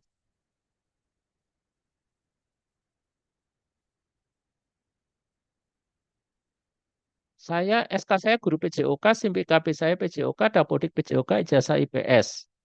PBG-nya apa? Kalau PBG-nya IPS ya ngajarlah IPS gitu. Jangan ngajar PJOK. Nanti penguji IPS akan bingung. Ini orang yang ngaku mahasiswa IPS kok ngajarnya malah apa PJOK, nggak sambung, nanti bisa nggak lulus. Boleh di sekolah, apakah boleh di sekolah asal? Silakan, sepanjang linear, sepanjang cocok dengan bidang studi yang diajarkan. Untuk UTBK, apakah bisa di lembaga sekolah yang sinyalnya cukup stabil? Silakan. UTBK itu boleh dimanapun, di rumah boleh, di sekolah boleh, di tempat lain boleh. Pernah ada yang nyewa sampai nyewa hotel, silakan. Tapi yang jelas bahwa dalam ruangan itu tidak boleh ada orang lain. Yang jelas itu. Kalau tempat silakan diatur sendiri. Boleh dimanapun. Cabang seni budaya ada 4 hal. Seni rupa, tari, musik, teater. Apakah bisa prakteknya seni rupa? Ya silakan saja. Apa namanya? Kalau memang itu masih merupakan materi seni budaya. Seni budaya kan ada pelajaran melukis, pelajaran menggambar dan sebagainya. Silakan saja. Model ngajar TIFAT, Teaching Factory. Saya belum tahu bagaimana bentuknya ini.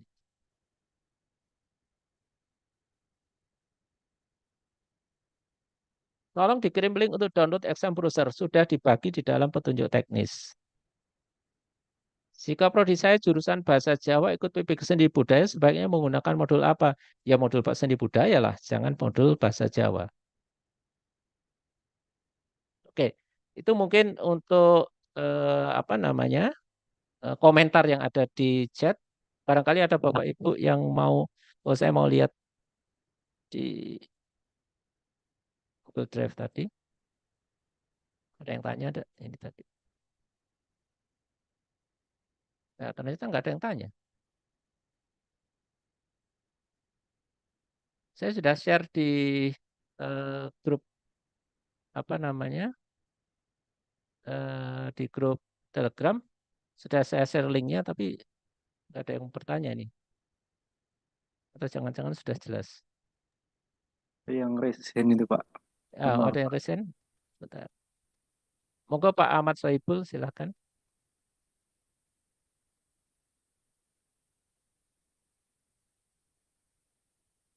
Bentar, suaranya nggak keluar Pak.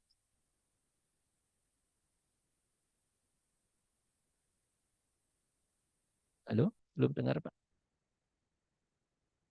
Nggak dengar. Suaranya nggak dengar. Nggak dengar. Mic Bapak masih mati.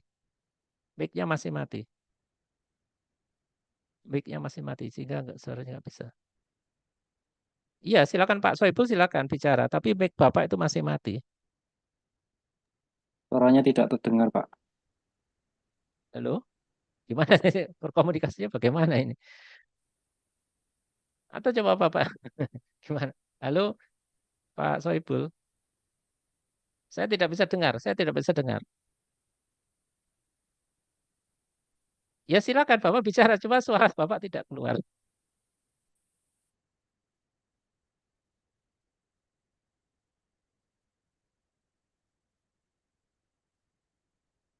Mungkin setting dari perangkatnya. Saya tidak bisa mendengar suara Bapak soalnya. Atau mungkin yang lain silakan. Untuk perangkat mengajar video UKIN bisa menggunakan InFocus. Silakan. Sepanjang itu menunjang pembelajaran. Monggo Bu Imas silakan. Kalau Pak Soibul masih tidak terdengar. Bu Imas silakan. Halo? Belum Bu?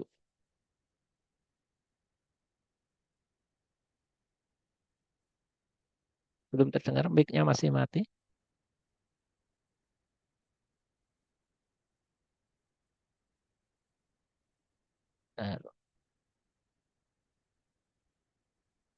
Nah, sebentar Bu Imas. Sebentar Bu ya, sebentar.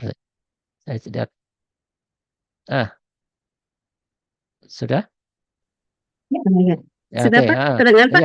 Iya, ya, terdengar. Nanti Pak Soibul berikutnya. Ya, ya mohon maaf Pak. Tadi untuk video pembelajarannya kalau tidak salah kan 2 jam untuk videonya 2 jam ya Pak ya? Ya, Dua Bu. jam jalan. Nah, eh, setiap sekolah itu kan berbeda-beda Pak. Ada yang 35 menit, ada yang 45 menit, ada yang 40. Nah, apakah disesuaikan dengan yang berlaku di sekolah atau memang harus 90 menit untuk video pembelajarannya Pak? Terima kasih. Tidak disebutkan menitnya, tapi hanya 2 JP. Dengan perkecualian untuk PAUD. Itu aja.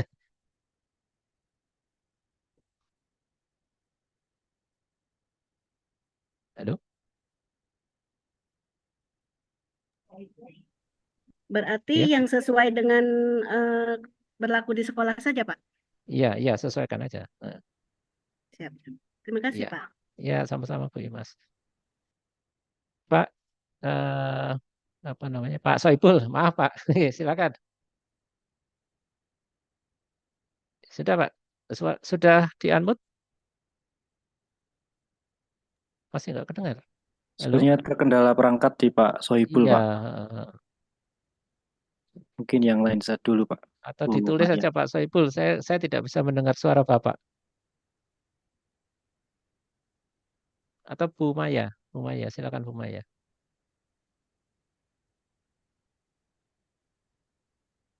Silakan Bu. Bu Maya. Halo?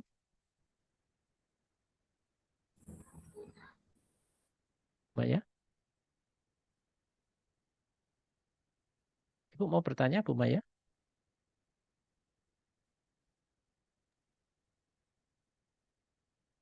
Bisa di-unmute dulu Bu.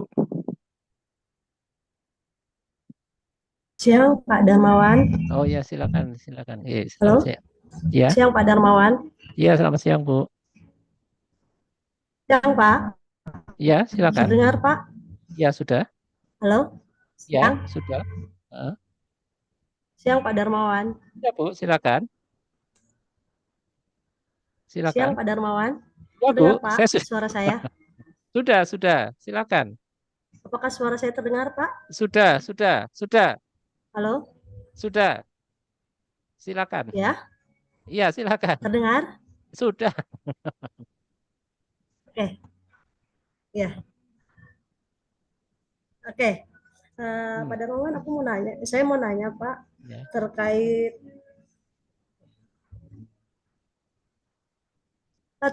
ini, Pak, terkait dengan UKIN, Pak, untuk apa? Unggah dokumen, untuk unggah dokumen. Ya. Halo? Enggak, Pak, ini Gimana, Bu? kayaknya sinyal, Pak. Ya, Jaringan ini, Pak.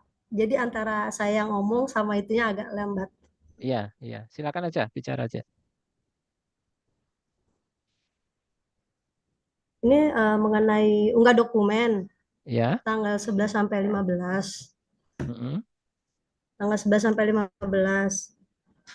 Hmm.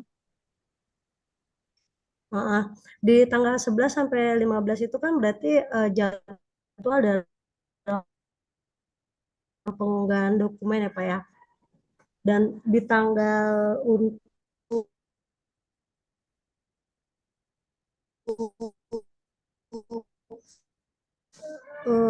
UKIN-nya ini Ya.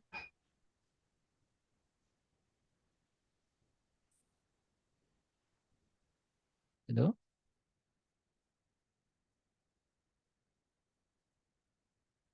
Halo? Malah nge-freeze. Monggo berikutnya Pak Depi sambil menunggu ibunya aktif kembali. Pak Depi, suaranya belum, Pak. Pak Depi.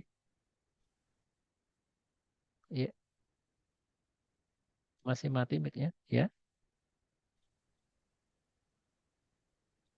belum, nggak dengar. Belum terdengar Pak suaranya Pak Devi. Pak, dicoba lepas saja Pak. Iya, atau Ya, mungkin tidak perlu pakai. terdengar? Ya, masuk, ya.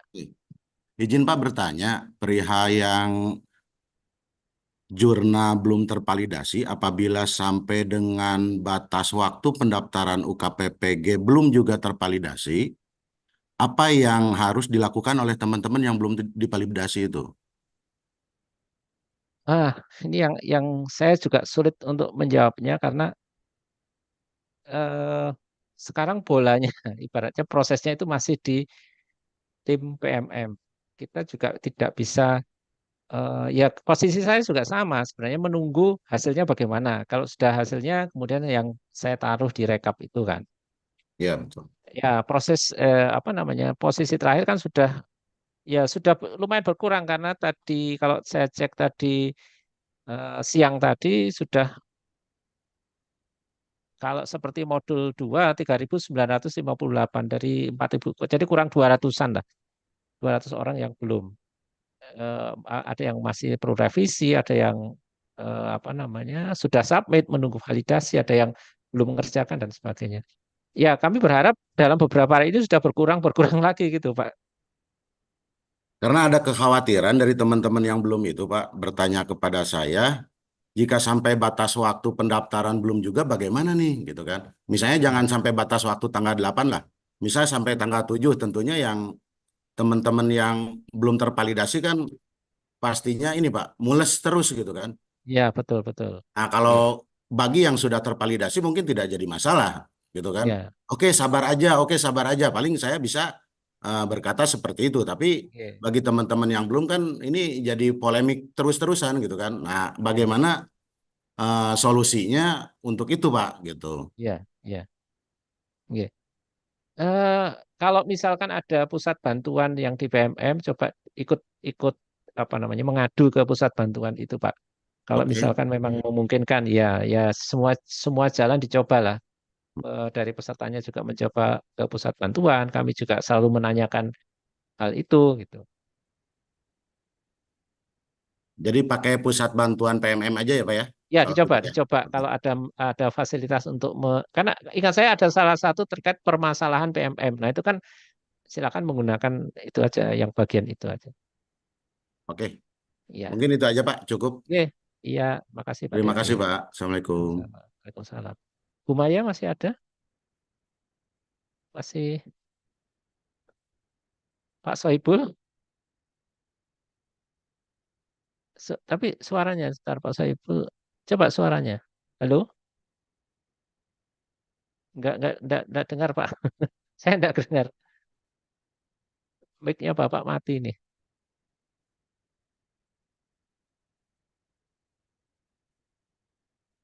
Halo?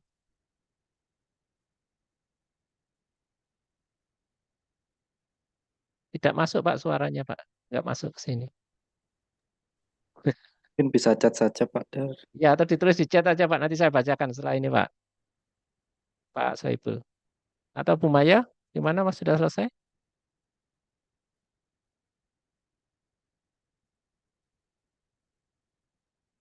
Tidak dengar Bu suaranya. Atau di chat lagi aja Bu. Paling gampang melalui chat.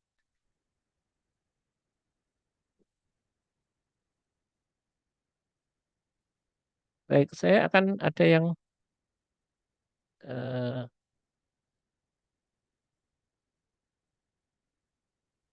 sementara belum ada yang resign lagi. Untuk mapel prakarya pengolahan makanan. Ya, Dengar Bu suara Maya? saya, Pak. Oh ya, dengar Bu.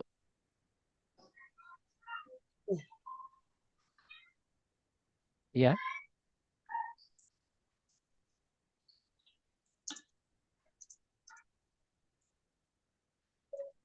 halo.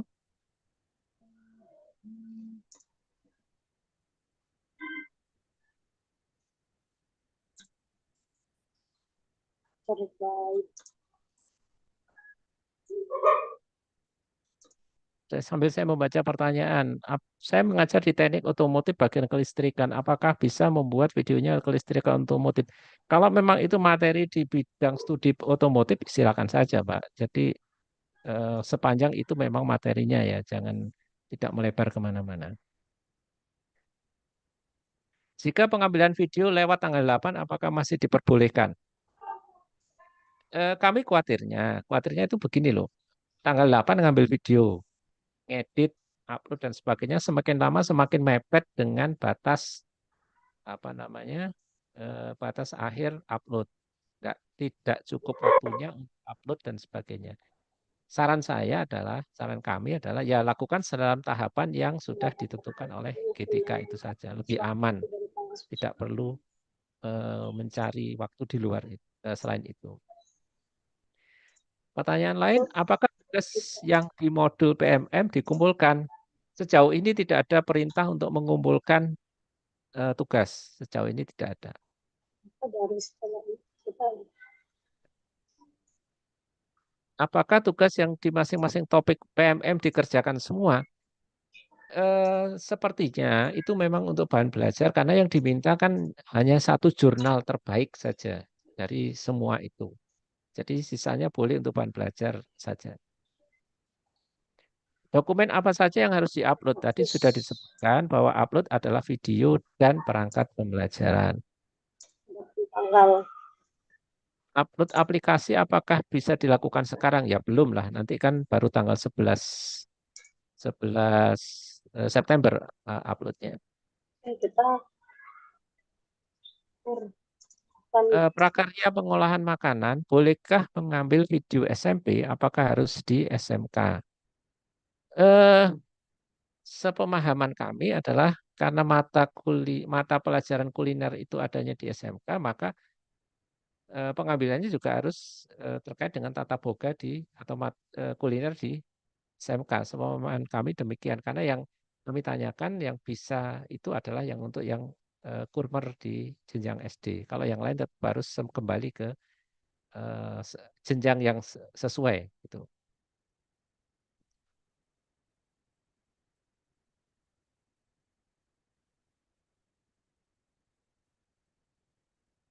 Coba sambil saya tengok di YouTube barangkali ada pertanyaan.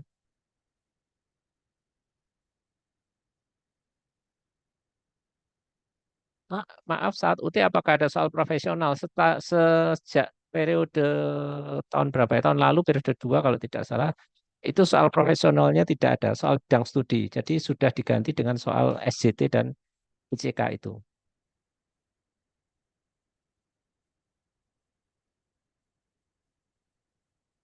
Bila satu kamera standby di belakang merekam seluruh aktivitas dan satu lagi dipegang teman, apakah boleh? Silahkan, tidak ada batasan jumlah kamera. Yang jelas videonya nanti harus jadi. PJOK apakah video pembelajarannya di lapangan? Ya kontekstual. Kalau memang videonya berkaitan dengan praktek olahraga mau di lapangan, silahkan. Silakan saja. Tapi kalau misalkan menjelaskan teori di kelas, silakan juga. Jadi kontekstual tergantung materi yang disampaikan.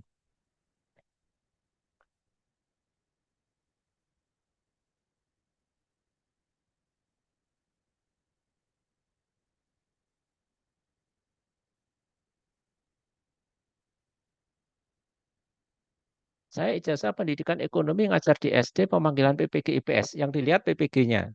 Jadi kalau PPG IPS tadi kan diperbolehkan untuk bidang IPS di jenjang SD.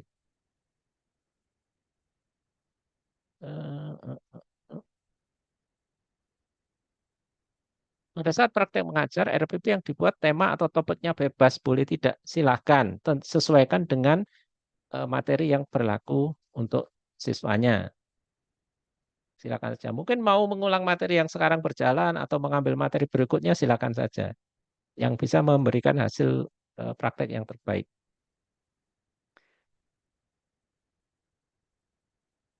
Oh,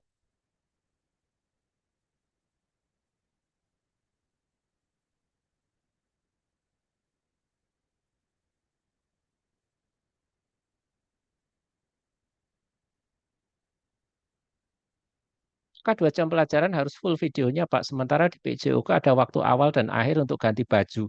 Ya kalau bisa itu untuk PJOK ganti baju ya jangan dimasukkan di pembelajaran karena itu bisa tidak terbatas waktunya. 20 menit hanya untuk ganti baju, sementara videonya kan 2 JB nanti hilang. Jadi katakanlah 2 JB ya sudah siap anak-anak sudah dengan baju olahraga, mengakhiri ya tidak ditampakkan anak-anak ganti baju. Demikian.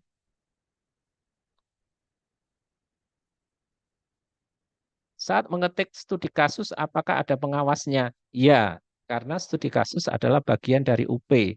UP ada pengawasnya, sehingga ketika mengetik pasti akan tampak oleh pengawas. Kemudian,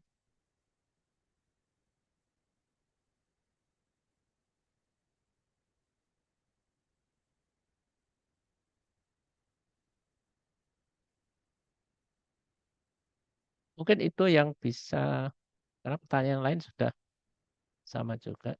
Oh, mohon izin bertanya bagaimana kalau peserta PPG-nya jabatannya sebagai Kapsek? Apakah harus ditandatangani oleh kepala sekolah sendiri? Ya, nggak apa-apa lah. Apa namanya menandatangani di dirinya sendiri. Kalau memang kasusnya adalah kepala sekolah. Izin Pak, bolehkah pas ujian bareng sama teman yang beda kampus karena satu sekolah juga, tapi jaraknya bisa diatur. Selama pengawas tidak menganggap ada peserta lain dalam ruangan itu, silakan saja. Karena apa namanya aturannya bahwa tidak boleh ada orang lain di dalam ruangan ujian. Nah, katakanlah Bapak di ruangan ini, temannya di ruangan sebelah, silakan aja, tidak masalah.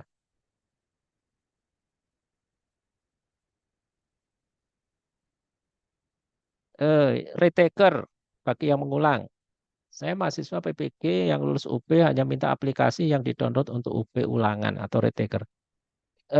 File aplikasi kami tidak berikan, tapi link dari file itulah yang sudah kami bagikan di dalam petunjuk teknis. Jadi di petunjuk teknis sudah disebutkan harus unduh dari mana, cara menginstalnya bagaimana, semua sudah disebutkan lengkap di sana.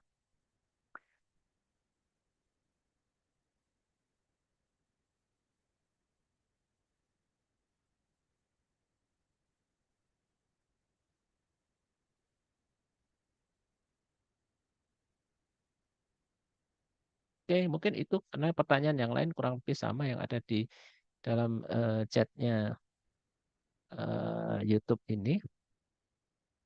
Nanti silakan kalau ada yang kurang, silakan dilanjutkan di dalam apa namanya grup Telegram kita.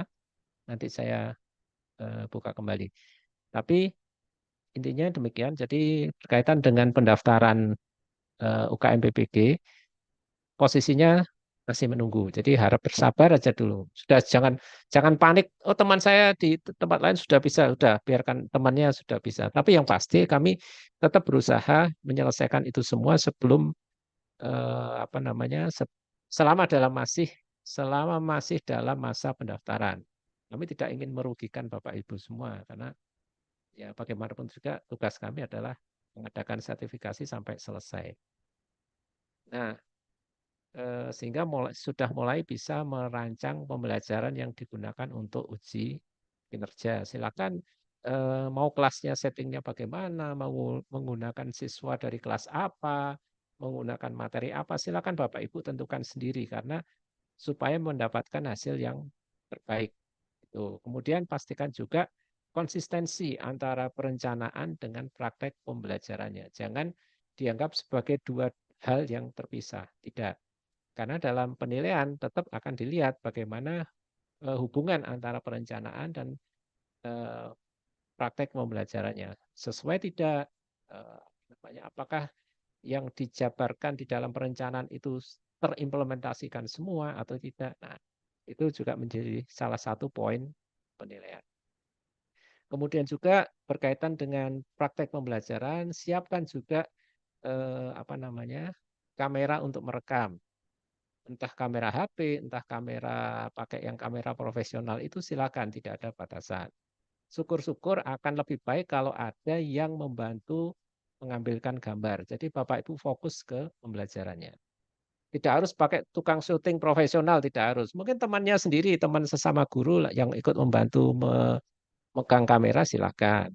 Juga untuk editing videonya, kalau ada tenaga profesional, ya biasanya editing video sudah tahu bagaimana cara memotong video itu. Tinggal nanti Bapak Ibu mendampingi, oh yang ini bagian ini nggak perlu, yang ini harus dimasukkan dan sebagainya. Sehingga menjadi video yang berukuran 30 menit. Kemudian setelah editing, siapkan juga ruang penyimpanan di Google Drive. Pastikan Google Drive-nya cukup untuk 2 macam video untuk yang non-BK, serta 3 macam video untuk yang BK. Karena video 2 jam pasti sangat besar ukurannya. Hubungannya apa? Kalau ukurannya besar, ruangannya tidak tercukupi juga akan tidak bisa tersimpan. Nah, setelah ruangan di Google Drive-nya ada, pastikan koneksinya ada. Cukup. Mengunggah file video 2 jam itu pasti lama. Belum lagi kalau gagal di tengah. Jadi bagi yang mungkin di tempatnya susah sinyal, cobalah ketika waktunya unggah, lakukan di tempat yang sinyalnya lebih baik. Pindah tempat ke desa sebelah kah, atau ke kota atau bagaimana, hanya demi supaya file itu bisa terunggah. Ini ya memang perlu usaha lebih sih. Jadi kalau memang di daerahnya sering gangguan sinyal, jangan memaksakan diri. Mending mengalah dulu untuk cari tempat yang lebih baik. Itu berkaitan dengan UKIN. Demikian halnya untuk uji pengetahuan. Siapkan laptopnya, siapkan HP-nya. Kalau laptopnya dirasa ada gangguan, segera baikilah atau cari pinjaman atau bagaimana sehingga laptop itu lancar digunakan. Misal baterainya mati, cepat drop, pastikan chargernya bagus. Jangan sampai baterainya drop, chargernya juga bermasalah. Laptopnya cepat panas, perbaiki dulu. Misalkan sudah banyak debu di dalam laptopnya atau bagaimana, sehingga pada saat pelaksanaan lancar. Karena ujiannya saja 120 menit, tentu tambahan di depan dan di belakangnya kan tidak mungkin begitu laptop nyala langsung ujian. Pasti harus pengawas akan verifikasi, pengawas membacakan aturan dan sebagainya yang itu makan waktu juga sebelum ujian benar-benar terlaksana. HP juga demikian. HP digunakan untuk Zoom, untuk mengambil gambar, mengambil video mengambil gambar peserta yang bisa dilihat oleh pengawas. Pastikan kameranya bekerja dengan baik. Nah, pastikan koneksi tersedia lancar. Kalau misalkan di tempat Bapak Ibu listriknya suka mati atau koneksi internetnya agak agak mengganggu, mending seperti tadi mengalah cari tempat di tempat yang lebih baik, yang lebih terjamin, ada listriknya baik, ada koneksinya lancar. Nah, ruangan juga begitu, pastikan steril, tidak ada orang yang tampak. Ketika ujian, kewenangan ada di tangan pengawas. Kami tidak bisa ikut-ikutan. Jadi kalau pengawas mengatakan ini nggak boleh, pengawas mengatakan berhenti dan sebagainya, itu adalah hak dari pengawas sesuai dengan aturan yang diberikan. Itu mungkin dari kami, intinya masih ada cukup banyak waktu untuk mempersiapkan diri, baik dari sisi perangkat, kerasnya, hardware-nya, dari sisi materi yang diajarkan masih ada cukup waktu. Kesampingkan dulu, artinya kalau sudah validasi ya kesampaikan dululah pendaftaran, masih ada cukup waktu. Kalau belum validasi ya sudahlah, sama-sama kita tunggu, tapi tidak perlu membuat cemas hati. Ya, kami paham situasi hati Bapak Ibu cemas karena ini kesempatan langka kan untuk ikut PPG ini. Ya, kita sama-sama berjuang, kami juga memperjuangkan peserta yang dari UM supaya bisa termuat semua dengan catatan bahwa memang ada tugas yang sudah dikerjakan. Jangan sampai yang tidak mengerjakan ikut-ikutan ujian. Nah, itu yang kami tidak bisa bantu kalau hal demikian. Terima kasih atas perhatian Bapak Ibu semuanya. Mohon maaf Bu Fatia tidak bisa melanjutkan tanya jawab karena tadi berkaitan dengan kegiatan lain di PPG juga. Jadi kami ini mengelola banyak angkatan. PPG yang angkatan 1 ini mau ujian, PPG yang tahap 2 ini sedang registrasi bersamaan dengan prajabatan gelombang 2 tahun 2024. Sementara yang prajabatan angkat gelombang 1, yang gelombang 2 tahun 2023 juga jalan. Jadi sekian banyak kelas yang harus ditangani dan kepalanya ya cuma satu ini sehingga ya harus berbagi ke banyak pihak. Demikian yang bisa kami sampaikan. Mungkin kalau masih ada pertanyaan nanti kita lanjutkan di grup. Saya akan jawab sedapat saya. Kalau memang masih ada yang meragukan, saya juga kadang-kadang konsultasi ke pusat atau ke teman-teman yang lain. Mohon maaf atas semua kekurangan yang kami sampaikan. Acara kami akhiri sekian. Wassalamualaikum warahmatullahi wabarakatuh. Terima kasih untuk Bapak Ibu semuanya.